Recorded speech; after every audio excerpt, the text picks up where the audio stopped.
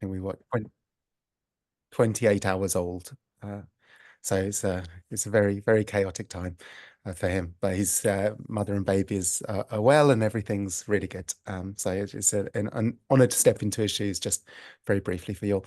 So we're going to talk about our background at Momentum in fundraising research. This sort of links through to the AI. Then an AI overview. We'll talk about how we sort of transitioned from research into sort of deep tech and AI.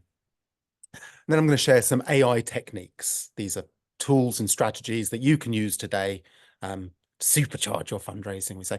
But these aren't specific tools to us. These are just general ways to think about AI and how to apply that in your work. And then we've got sort of some conclusions, some hypotheses that come out of all of this, which I'll share. I'd encourage any questions either during or at the end. We can keep this as casual as we like. Yeah, feel free to throw in any questions you have. Okay, so we undertook one of the largest ever detailed studies into fundraising psychology. We found 450 odd frontline fundraisers, and we interviewed them in depth about their work, looking into the challenges, trying to find opportunities, ultimately trying to determine the factors that influence fundraising success. Success is a big word there. We have a methodology, happy to share sort of, some more detailed info about the study. But we took all of this information and we found out some stuff about fundraising as a discipline. Firstly, we really got to understand fundraisers, or people that work in fundraising, not just frontline, but the broader community. Overwhelmingly emotionally intelligent and ethically grounded, especially relative to other industries. It's a real outlier. Fundraisers are, generally speaking, wonderful people. The challenges that we identify, the three top challenges. Combating burnout, it's a real problem. Admin overload. We'll talk about these in a little more detail on the next slides, but we have these people that are overwhelmingly emotionally intelligent and ethically grounded, should be building relationships, are actually spending a huge amount of their time, doing admin work, filling in sheets and moving data around and doing stuff that isn't building relationships. And then also navigating power dynamics, and we'll move on to that. Starting with burnout, 18 months is the average tenure of a fundraising position. 20% of fundraisers tend to quit in the next year. 7% intend to leave the industry in the next year. And this is disproportionate. Admin overload, right? Tons of tools, working together processes, they don't work well together. And this often takes up a huge chunk of a fundraiser's day. And then navigating power dynamics. The demographics between major donors and fundraisers are not correlate. They don't correlate. Right? There's a certain set of demographics, I think, represented in this picture here of major donors, whereas fundraising as a community is far more diverse. And that leads to, and this is why this matters so much. Why do major donors matter? You often see this pyramid, the sort of traditional donor pyramid. And it sort of implies that there are these segments. Oh, you've got your $99 gift people, and then your $5,000. And it sort of represents them as sort of evenly segmented, right? But this is not reflective of the actual donor pyramid. This is the real donor pyramid, right? That tiny 1% at the top brings in sort of 69%. This data is sort of maybe a year. You can go a percent either side on the gifts, but there is a huge outsized imbalance between the major donors and everyone else. And so when we looked at these three, how can we help combat burnout? How can we help sort of admin overload? How can we help fundraisers navigate these power dynamics and do it well? Our conclusion was really simple. So this, care for your fundraisers as you care for your donors. It's like a mantra for us. Look, you can see this Google trend line, right? This is Google searches over time. Donor support, supporting donors versus fundraiser support, right? It's there is so much effort that goes into supporting donors, making them feel comfortable, making sure that everything goes so smoothly. Fundraisers often don't have that same support. And so with that, we stopped researching and started building momentum.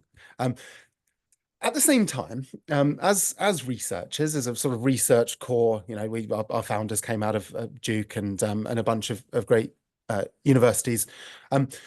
We're also a big part of this sort of AI research space. There's this real link between the behavioral psychology we were doing and the AI research space. There's a few people here on the screen that we respect enormously that sort of bridge this gap between behavioral psychology and AI research. And this was all kicking off at the same time. So we set out building to say, how far could we take AI, focus solely on fundraising and fundraisers? Right, with that view in mind, with all of that research data in mind, if we apply AI to the problem, where does that take us? And it's taking us quite far. We're out. We're working with some incredible organisations at the moment and helping them raise tons of money, and saving tons of time for them. I've got some product screens here just to show you sort of roughly what we look like. A product. I'm not here to sell anything, or we're happy to do a demo for anyone. This is all to say, like, we've now spent a good while really digging into the role of AI in freeing up time and helping with fundraising. And so we've got quite a lot of knowledge across various types of AI application, and crucially, the human layer of those AI applications, right? It's great saying, well, with all this new AI stuff coming out and this week, something new but none of that matters if we can't actually use it, like build it into our workflows. And so that's what we're trying to do. So I'm going to take a pause here and just show some sort of fun AI demos. This isn't like core to our product, some of this stuff, but it's kind of demonstrates some of the things that AI can do. These are sort of tech experiments that we built in order to learn about AI, and we've built some of this into our product in turn. So gift prediction. This is just we pulled this from a CRM. This is a donor with a bunch of data about their wealth screening and their donations. This often lives in the CRM. So we can, using AI, we can take all of that data, correlate it, try and look for relationships between data points, and pull out, a bunch of information. When is the next gift? When is the range? Why is this the range? Right? Consistent pattern of increasing over the years. In 23, made the largest donation yet, and we can go into the CRM and find that. Just an example of how AI can take a series of data and display it in a way that's useful to a fundraiser. That's a fun one. Article to donors. This is quite interesting. So obviously, as a British person, I obviously default to the BBC. So I can come into here, paste a link to an article. Now, what this one is going to do, it's going to go off to the whichever article we posted in. It's going to read all of the content from that article. It's going to extract various sort of, what was this article here? Okay, about a refugee Olympian. It's going to go and find a bunch of things inside that article that we think might correlate with certain donor interests. Then it's going to go off to the CRM, and it's going to look for various donors that might meet some of that criteria. So we get a description here of the article, and then here we have some donors. It found 7 donors, and we can see why we think. So for this, I picked a BBC article, but if this was one of your articles or a piece of a blog post that someone wrote, we can then just paste that link to that and then search in the CRM for any donor that might resonate with that. And then, of course, we can just go on and forward that article to the donor, which is cool. And then another fun one here is affinity mapping. So if I take an organization, Meduseti, one of our customers, they're doing amazing work trying to find extraterrestrial intelligence. So I can research an entire organization. I can then take a LinkedIn URL. I'm going to use my own. Welcome to follow me on LinkedIn. So this is going to go off, do that exact same research about an organization, try and figure out sort of what they might be interested in, what sort of drives them. And then when we paste in a LinkedIn URL here, it's going to, oh, it didn't find a meaningful affinity. I haven't updated my my LinkedIn for a while. So, but hey, we have some overlap here. We've both worked in education, and I do some volunteering, so it's found some affinity, right? But you can imagine with this tuned to your use cases, you could start to find sort of some interesting stuff. Cool. So that's some fun little demos. Another one here, which is kind of cool. I'll share the link to this for workshopping, like for like practicing an ask. So we've got a thing here. We can say start conversation on this, and this is actually going to run through a little sort of improv session where you can ask a donor for money. So you're attending a function. You've been asked to introduce yourself to a donor. There's some info about the donor. Try and get Robert to a 6-figure donation. Hi, Robert. So this will actually simulate a conversation with a donor. With the fundraisers that we have on our team have put so much into this. Like there is a limit. I've managed to get 100,000 out of Robert, but apparently it's possible to get a lot more even. But I haven't managed it yet. Our head of success, who is a former fundraiser, she's got a lot more money than I did out of him. But it's quite fun. Like this idea of being able to brainstorm with AI is kind of powerful.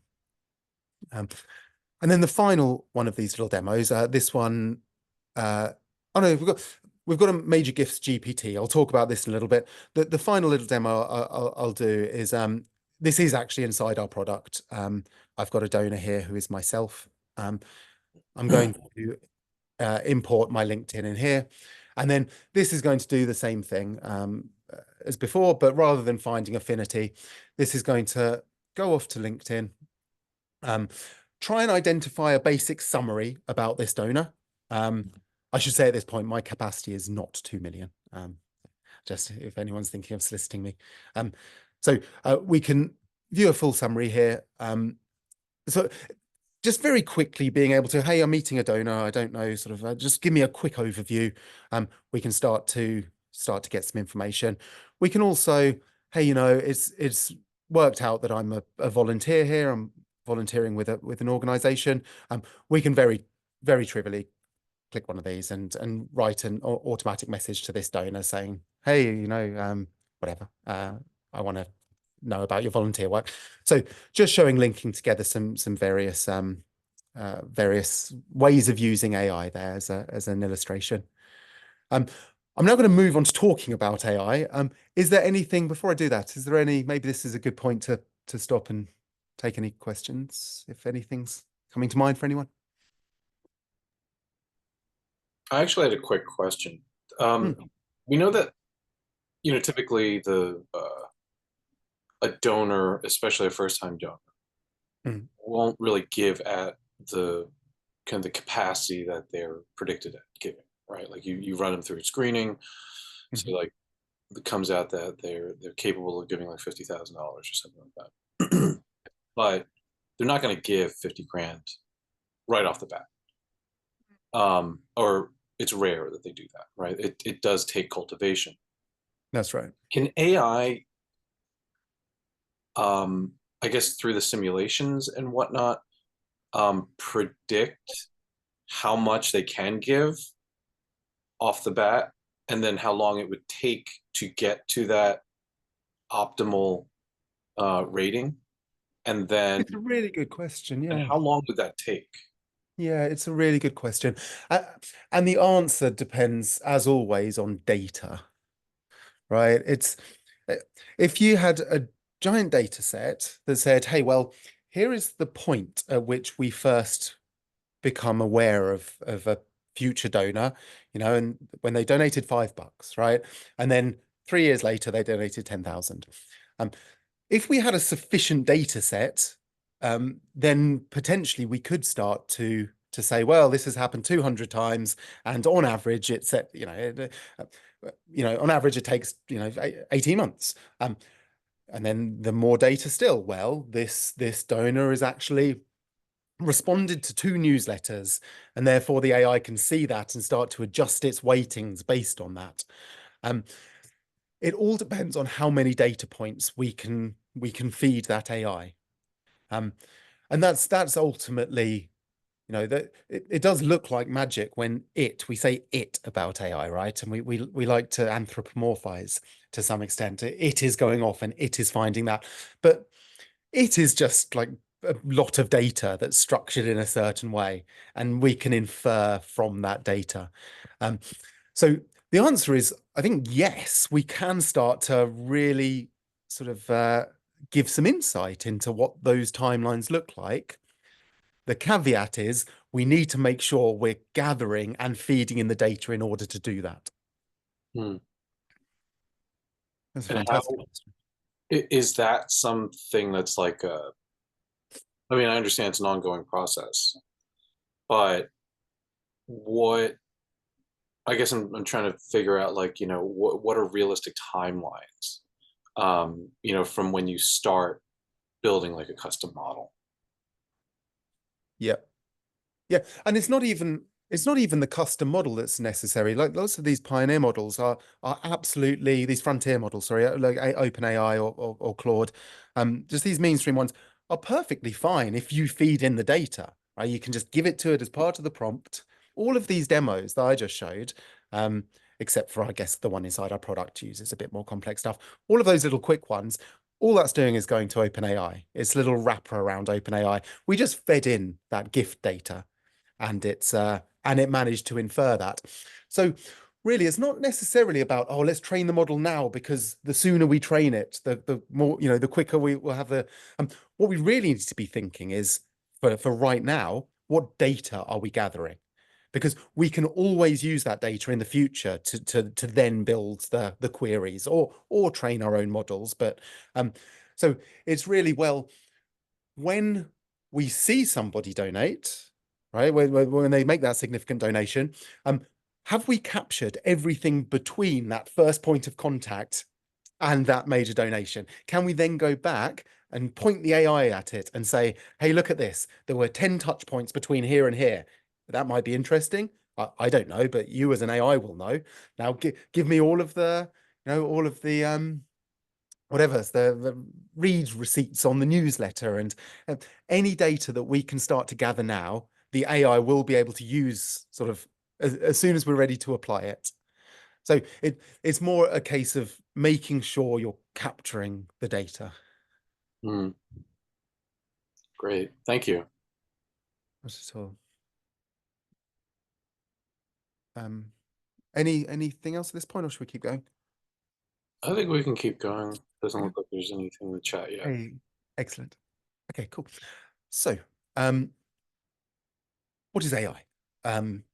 Let's start with the basics. Apologies if this is sort of like too entry level, but artificial intelligence is the ability for a computer to think and learn at a sort of really, really high level. Um, like I said, we tend to anthropomorphize these. It is just data. It's applying data to a problem, and it turns out that when you do that at a large enough scale, it can generate words, it can generate themes, it can generate steps in a sequence. Um, so we say it's the ability for a computer to think or learn, but we don't. Yeah, we have to draw that distinction between sort of human intelligence and artificial intelligence. There is, I believe, at least, there's some debate on this. I believe a profound distinction between the two. Um, ChatGPT put AI in the spotlight. We can see here a graph of how long did it take these various services to reach 100 million users. Um, And OpenAI is like ChatGPT 2 months. So like compared to Instagram, which was 2.5 years. Um, it was remarkable. So it blew up overnight. However, there is a lot of AI beyond and before ChatGPT. Um, AlphaGo um, is a classic example. That was a real threshold when they solved the game of Go. I'm not a very good Go player myself, but the example I use here is Deep Blue, the IBM one. I am a chess player, and sort of 1997 was it, and Kasparov versus Deep Blue, and so the first time that a computer, an AI, beat a human at chess, and that was a big, I think, like a humbling like moment for humanity in some ways. And then AlphaGo is more recent. Go is a much more complex game in terms of permutations than chess, and it's if not solved it, then certainly better than a human player. AlphaFold, like protein folding. I worked briefly in sort of genomics in a earlier life, and sort of understanding some of this protein folding stuff is absolutely wild. But this is being able to like figure this stuff out. We're talking about like a next tier of ability to cure disease and to understand how health works at a sort of fundamental level. There's some remarkable work in there. Um, Tesla, of course, like all the Tesla logo, but autopilots in general, um, sort of these self-driving cars out here in San Francisco, and we have the fully autonomous taxis. If you've seen these, you tap an app and it just a driverless car. It's like a remote control car, just pops up like an Uber, and you get in, and there's no human involved. Absolutely terrifying. So we're now getting to this point. This self-driving's been evolving for some time now, but we're now finally getting to the point where this is actually hitting the roads, which is very exciting. And then the Facebook algorithm, right? It's how does Facebook or any social media, right? How does it know what to show you? And it's again, it's AI. It's well, here is a giant. If it take a list of everything I have ever viewed and interacted with on a social media platform, probably take the number of seconds that I spent looking at it, because that's important information. Dump that all into an AI model and say, okay, well, there are now a million things that we could show Dom. Based on the things he's already looked, go and figure out what we should put top of his feed. And so this is sort of classic AI. We use the term generative AI in the biz. We use generative AI to mean we've got a distinction here, to mean the sort of the chat GPT stuff, generative AI, because it sort of generates content. However, the term AI, the base term AI, is coming to mean generative AI now. So we've got a little bit of a terminology problem, but but generally speaking, AI it's all the same. It's a bunch of data goes in and something comes out. So we're distinguishing here between three different types. Predictive, kind of like the Facebook algorithm we talked about. We forecast future outcomes based on patterns in data. Here's a big list of Dom's interests. Predict the next one. Okay, so that's something that we've been using effectively for decades now. Generative AI. This is the OpenAI revolution, right? This is generate new data that resembles existing data. There's not actually when you get down to the technical level, there isn't actually a huge distinction. It's like all we're doing is predicting the next word with OpenAI, believe it or not. Here's the start of a sentence. Given these words, what do you think the next word in the sentence is? But we classify it differently because there is a clear step up in ability here. And then finally, agentic AI. This is the hot buzzword right now. Eventually, I suspect all AI will be agentic AI. We'll talk a little bit more about that. This is about making decisions and taking actions to achieve goals. Yeah, we'll get onto that. So how you can use predictive AI. Give predictions. Forecast when a donor will give and how much. And as for the question as well, forecast sort of the time windows, right? Not just when a donor will give, but sort of maybe the steps up towards a certain type of gift, or sort of how will they move through your moves management funnel, or in certain ways. How can we think about plotting this donor on a timeline in terms of outcomes, right? So we saw a little demo of that. It's good. Um, who to reach out to and when. This is a big thing we do at Momentum. That's our main, you could say one of our main tasks is to look at everybody in your portfolio and say, today, you should talk to these 4 people because it's this person's birthday, this person's going to give a gift, this person's giving anniversary, the anniversary of this person's partner's spouse's, death. All sorts of reasons you might want to reach out. Only so much time in the day. What do I actually do right now with my day? So AI is sort of really good at that. Kind of the same example as the social media timeline in a way, right? We've got a bunch of donors, we've got a bunch of outcomes that we want to achieve. Let's correlate those and just tell me what to do. Identify re-engagement targets. Which donors could we go back to? So assuming we have a huge pool of prospects or libunts or however we're thinking about this, given that list, given everything we know about them, where is our time best spent in trying to identify how to re-engage? So maybe sort of that means, well, here are a specific 10 people that we think are really good targets. Maybe one of them has just had a big change in their circumstances. Their wealth screening had a major spike. So we want to spend a lot of time, or spend enough time, crafting a proper outreach and building a relationship. Or that might mean, well, hey, look, here is a segment of 200 donors that have a reasonably strong possibility that there's someone in there that's a good match. And so, hey, well, that's less high touch, but it's more, a wider spread. And so then we could ask AI to draft us the right template that would match that right segment. Maybe it's analytics has seen, well, these 200 people saw this one blog post and engaged with it, or stayed on the page for a few seconds and enough to read a bit of it. It clearly captured their attention. Let's re-engage these with this messaging because it aligns with this campaign that we're just kicking off. And then how to use generative AI. Identifying who should receive what message. Know what every donor cares about and speak to that actively.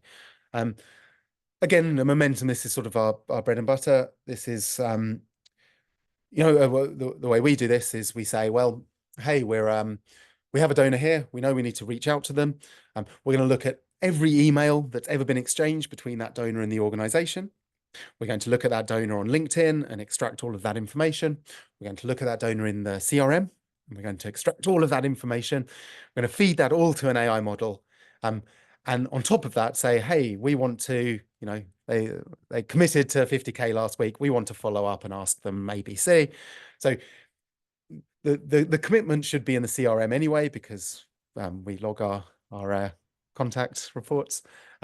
So it's going to take all of that information. It's going to craft the perfect email that factors all of that in.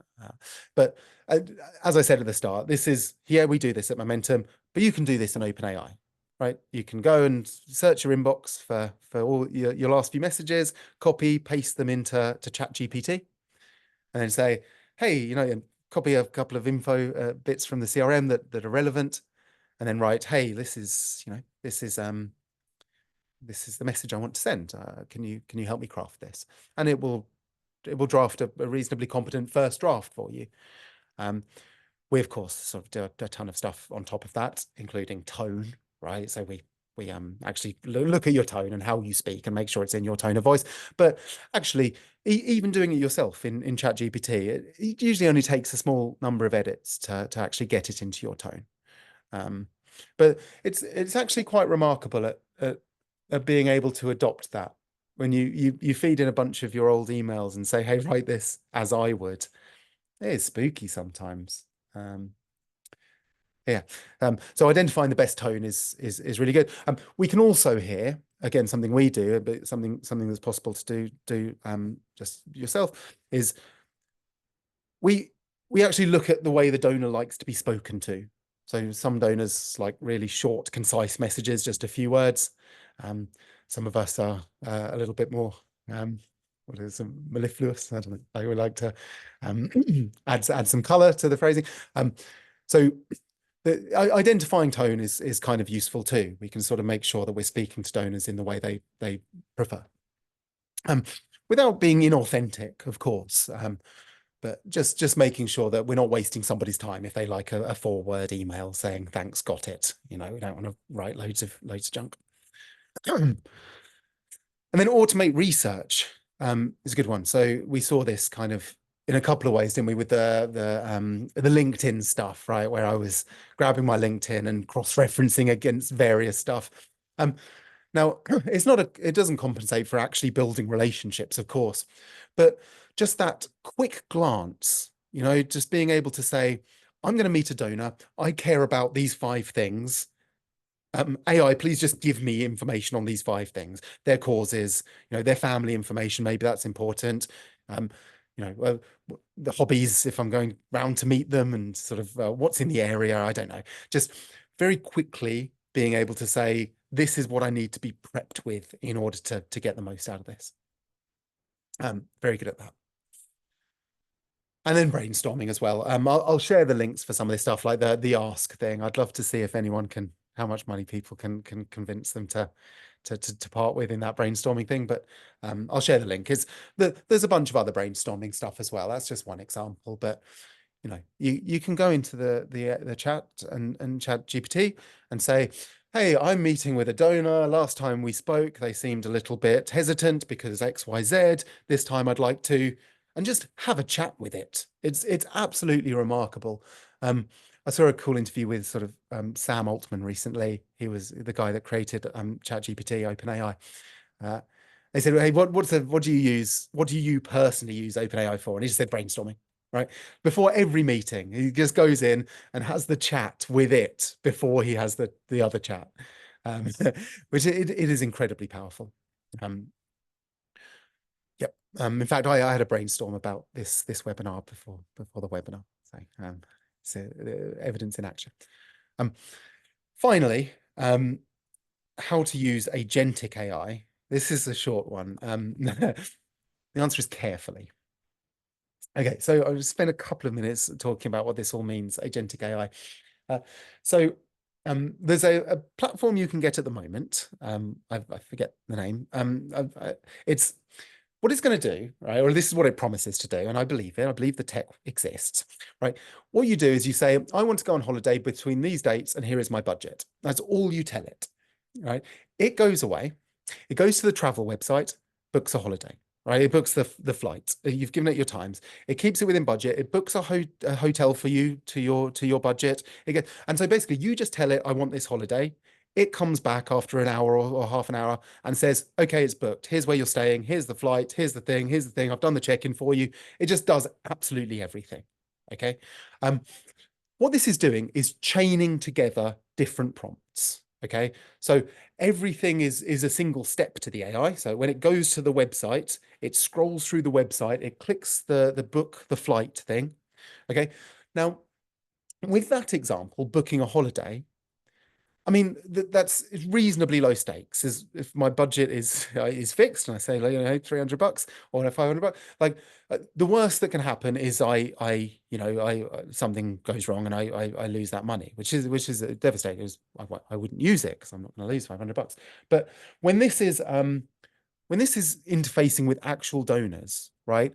That's this sort of behavior. If someone's proposing interfacing with real donors, that gets really dangerous at this point, right? Because you could blow relationships, right? If you said, hey, go and, if you fully empowered an AI to say, okay, monitor my inbox. When you see an email from a donor, reply to it. If you think you can get more money out of it, ask them for more money. You know, when you see the money come in, thank them, right? This is all hypothetically possible as of sort of nowish. This is a revolution. This is like we at least believe in human-centered AI. Like we do. Like I'm sure these tools will emerge, but like we strongly believe that like people give to people, right? That um that ultimately an AI fundraiser is not the same as AI fundraisers. We're interested in building AI tools that fundraisers, like skilled, talented fundraisers that have built careers being, emotionally intelligent and like all of those things we saw in our research. Like we're really skeptical of anyone that says, hey, just plug this thing in and let it do your fundraising for you.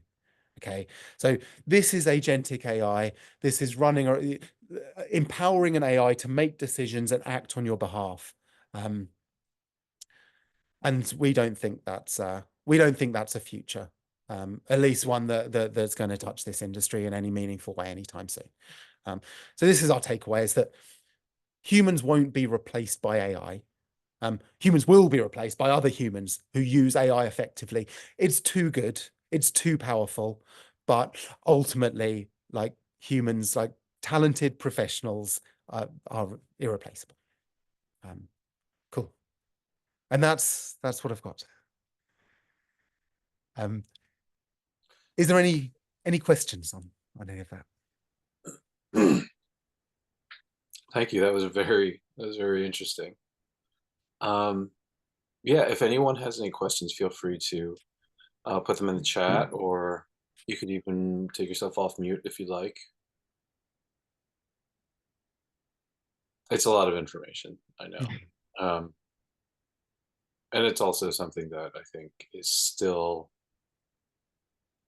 like an overwhelming mystery, I think, for most people, because thank you for kind of, lifting the hood on it and describing it, but I know it's hard to, like, in less than an hour, try to explain the nuances and the complexity of it. So I think trying to digest it is a, takes some time for everybody. I'd be very interested to know sort of how many people are using AI in their day-to-day work at the moment, or if anyone has any sort of examples of ways they've used it that were interesting that might resonate. We do have Connor from Maryland Nonprofits, who actually said earlier that he does use I think it's like ChatGPT or like some generative AI tools pretty regularly. He's trained it enough to actually service them pretty efficiently, and I guess pretty consistently. Oh, Um, fantastic. I don't. I mean, that's really like for, I guess, frontline fundraisers, right? Gift officers, um, people that are more kind of backroom Mhm. data analysts and um, researchers. Can Mm. you like speak to how or which, I guess, bucket of AI really services them the best? Yeah, it's a great question. So one tool I'll share for researching especially is find this really quick. Yeah, here we go. Is Google's Notebook LLM. Absolutely remarkable. Um, so it allows you to upload a bunch of documents and just ask questions of those documents. It is absolutely remarkable how much time you can save on certain tasks. I have a friend who's a solicitor, and sorry, a little bit a tangential, but she was working on a task where she had to find some dates. There were lots of dates in a lot of old documents that were handwritten and find out which dates aligned with which other dates. She was about 4 hours into the task at that point when I when I sent her Notebook LLM. Uh, and then it was done within like whatever minutes, 2 minutes. It was just find all dates and put them in order. No, so she typed in, well, find all dates that reference this, and it just put them all out. She's like, oh, now I need to put them in order. I was like, well, just type in, put them in order for me. She's like, no way. And it's put them in order. Okay, great. I don't know, do you want summaries of all the dates and any overlaps and stuff? Literally, you can ask it. It's, it, my general rule is if I ever find myself working on something for more than sort of 20 minutes, I stop and say, can, sort of Chat GPT or Notebook LLM, one of those two, they're both, if you're not using those, it's like, they're really intuitive. It's watch like one YouTube video saying how to use this thing and you'll get it. It's like they're really easy to use. But if I'm ever doing something for more than a few minutes manual, I stop and say, can either of these tools actually do this faster? And often the answer is yes, but I'm trained to my brain's not trained. I imagine sort of kids growing up now into this world, it'll just be second nature. I find myself fighting against my urge to not use the tools. But yeah, it's a powerful mindset shift.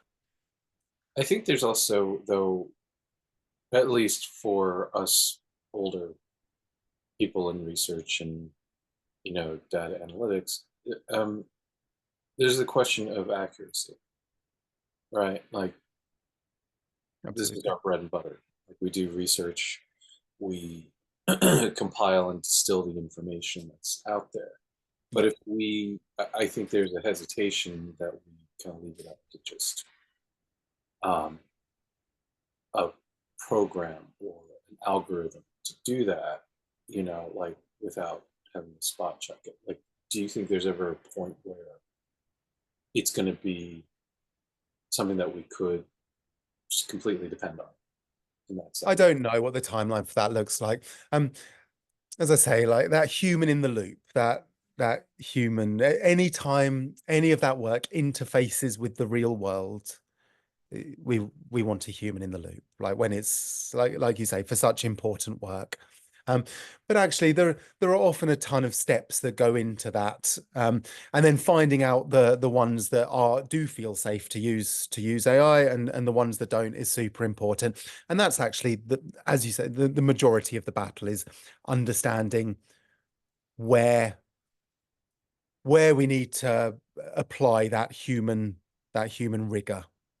um, and so, like with our tool, with fundraising, it's, hey, we're going to write a draft email for you. Right? We've taken all the data, blah blah blah. We've gathered everything together. Here's a draft. We force you to hit send. We won't do that automatically. Customers ask for an auto send, and we say no. We no, no. We need you to actually read that before it goes to a real donor. Um, I think the same would apply, in research. Before we published anything, obviously there would need to be that same rigor applied. So that for me is that interface, is the point of, like, the fulcrum on that is, where does it interface with the real world? Where does it actually go out to people? To where would relationships be damaged if we didn't check that? And that's like, yeah. And as for a timeline, when can these full we're going to start to see these full agentic systems. Like, it is my belief, take it with a pinch of salt, I guess, that within 2 years, we will all have a team of AI agents working for us. Every single, but our companies will, but also us as individuals will. They'll be going off, they'll be, right, summarizing your email for you. Hey, and you just get a single text from an agent saying, hey, in the last day, you got 24 pieces of spam. Do you care about any of them? Maybe this one's interesting. And I can just say no, right? And it's taken my whole inbox down to a single message. Or whatever these things are, we're going, I'm very confident that these things will happen. The question, like, professionally speaking, when do they get to the point where we can just trust them to do this meaningful work? That I can't. I'm going to decline to estimate. um, Sorry, I keep being the one to ask questions, but I do find this, interesting, and also in a practical sense for nonprofits like that are mid market to maybe smaller market. How many resources are really out there for them to employ at like a decent price point? Like, I know that like ChatGPT has a free Mm. version, and then you can pay into like more advanced version Yeah. stuff like that. But and I know the landscape is always changing at a really rapid Yeah. pace. Are you seeing like many competitors to ChatGPT and stuff that are coming out like that are as powerful, but maybe at like a better rate or price point or something like that? Yeah, so I think the two great ones at the moment are ChatGPT and Claude. I think they're both about $20 a month for the premium, the powerful model. Um, it's like if I cancelled all of my subscriptions tomorrow, that is the last one I would cancel, is my OpenAI one. It's just transformed my work that much. Um, I strongly recommend that $20 a month to anyone. Just in terms of pure efficiency, um, the amount of productivity you can get from that seems that's a really good, I think that's a really good price point. Um, I heard rumblings internally that they priced it totally wrong and they wanted it. If it was $100 a month, people would have still have paid, apparently, the research says. So 20 does feel like a bargain. It might go up soon as a result. But um, the question is sort of, if you're brand new to AI and he's like, okay, so, oh, sorry, and the other was Claude AI in the chat, sorry. Mm. Sorry. The if you're just getting new, it's like, well, okay, so I'm spending $20 a month for this better model. What am I actually going to do with it if you're not doing anything? And that's the really good question. That's sort of there are some communities that sort of say, Chat GPT hacks. You can type into Google or into Reddit or YouTube. You can start to see the way people are using it. But I think that there is a huge gulf between the free version and the paid version in terms of quality, especially with the new there's a new model from OpenAI called O1 Preview, which seems like another step again. Just that would be my if we're trying for the lower price point, it would be my advice then would be to cough up the $20, do a month, and since you're paying, just use it as much as you can. Anytime that you're thinking of, hey, I'm going to write an email, oh, let me just actually brainstorm it with chat first. What should I include? Or I want to generate this sort of these meeting notes. So I'm going to put in the bullet points and generate the notes, and then I'm going to post it into Slack. Or just anytime you find yourself working on a piece of content, just jump over to it. So that's the low price point stuff, and you can do a ton in there. Where tools like us come in, and there's a few tools like Momentum. There's a community, and we're friends with everyone in the space, right? We're all trying to work together on this to improve fundraising, non-profit fundraising.